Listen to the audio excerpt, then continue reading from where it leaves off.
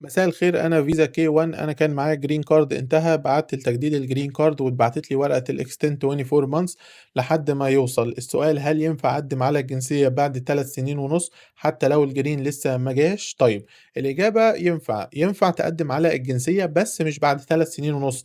أنت بتقدّم على الجنسية الأمريكية بعد سنتين و9 شهور لإنّك متزوج من مواطن أمريكي. الشرط المهم طبعًا إنّك تكون محافظ على الإقامة المستمرة هنا في أمريكا، وما فيش سفر طويل يقطع المدة القانونية دي.